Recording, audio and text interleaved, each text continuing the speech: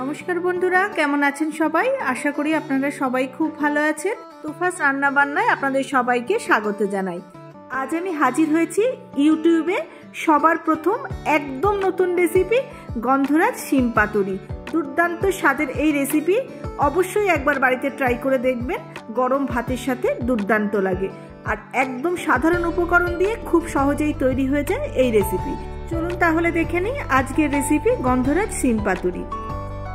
শিম পাতুরি তৈরি করার জন্য আমি নিয়ে নিয়েছি শিম, আর শিমগুলোকে আমি গোটা গোটাই রেখেছি। আর শিমের দুদিকে যে সুতোর মতো থাকে সেগুলোকে কেটে ফেলে দিয়েছি। আর শিমে যাতে পোকা না থাকে সেটা একটু দেখে নিতে হবে। এবার গ্যাসে কড়াই বসিয়ে দিয়ে কড়াই গরম করে দিয়ে দিচ্ছি সর্ষের তেল। রান্নাটা আমরা সর্ষের তেলেই করব। আমি এখানে 3 টেবিল চামচ মতো সর্ষের তেল নিয়ে নিয়েছি। আর তেলটা ভালো করে গরম হয়ে গেলে দিয়ে দিচ্ছি হাফ চা চামচ কালো জিরে। ফোড়নটা একটু ভাজা হয়ে গেলে এর মধ্যে দিয়ে দিচ্ছি কেটে ধুয়ে রাখা শিমগুলো। এবার একটু নাড়াচাড়া করে এর মধ্যে আমি দিয়ে দেব পরিমাণ মতো নুন আর হলুদ গুঁড়ো। আবার একটু নেড়ে চেড়ে 2-3 মিনিট মতো ভেজে নেব। তারপর আমি একটা ঢাকা দিয়ে দেব।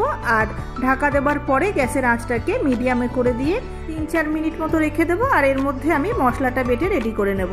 আমি নিয়ে নিয়েছি এখানে বেশ কিছুটা ধনেপাতা, কিছুটা রসুন, 4টে কাঁচা লঙ্কা আর নিয়ে নিয়েছি গন্ধরাজ লেবু।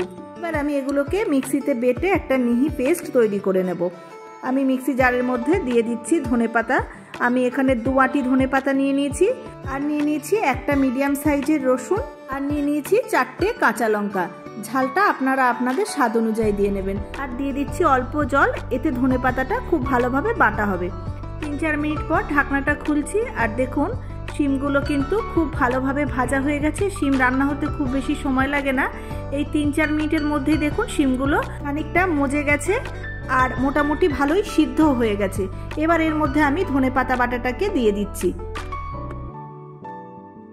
আর মিক্সির বাটিটা ধুয়ে অল্প একটু জলও দিয়ে দিলাম।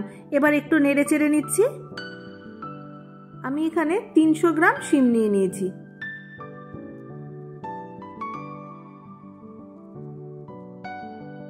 দু 3 মিনিট মতো নাড়াচাড়া করার পর এর মধ্যে দিয়ে দিলাম সামান্য একটু চিনি।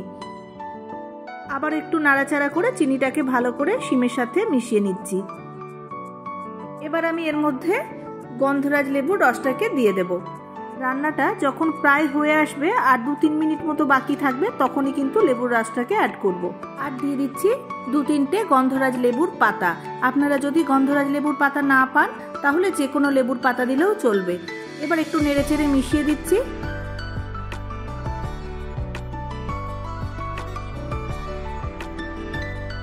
আরও একটু লেবুর রস আমি এর মধ্যে দিয়ে দিচ্ছি। আমি একটু টেস্ট করে দেখেছি, আমার মনে হয়েছে আর একটু লেবুর রস দিলে ভালো হয়, তাই আমি আরও একটু লেবুর রস অ্যাড করে দিচ্ছি। আমি এখানে মোট 2 টেবিল চামচ মতো লেবুর রস দিয়ে দিলাম। এবার গ্যাসের ফ্লেমটাকে লোতে রেখে 2 মিনিট মতো ঢাকা দিয়ে রাখবো। 2 মিনিট পর ঢাকনাটা খুলছি। আর দেখুন বেশ খানিকটা শুকনো শুকনো হয়ে এসেছে আর রান্নাটাও রেডি হয়ে গেছে। এবার আমি গ্যাস অফ করে দেব। আরও 2-3 মিনিট মতো ঢাকা দিয়ে স্ট্যান্ডিং টাইমে রেখে দেব। দেখলেন তো কত সহজে একদম কম উপকরণ দিয়ে আর খুবই কম সময়ে তৈরি হয়ে গেল। আপনারা অবশ্যই একবার রান্নাটা এইভাবে করে দেখবেন। গরম ভাতের সাথে গন্ধরাজ শিম পাতুরি একদম জমে যাবে। আর এক থালা ভাত শুধুমাত্র এটা দিয়েই খাওয়া হয়ে যাবে। আশা করি আমার রেসিপি আপনাদের ভালো লেগেছে। আপনাদের মূল্যবান মতামত অবশ্যই কমেন্টের মাধ্যমে জানাবেন। এই রেসিপিটা বন্ধু বান্ধবের সাথে শেয়ার করে দেবেন আর একটা লাইক করবেন। আর চ্যানেলটি সাবস্ক্রাইব করে আমার পাশে থাকার অনুরোধ রইল। আজকে এই পর্যন্তই। দেখা হবে খুব শীঘ্রই নিত্য নতুন রেসিপি নিয়ে। ততক্ষণ সবাই খুব ভালো থাকবেন, সুস্থ থাকবেন। নমস্কার।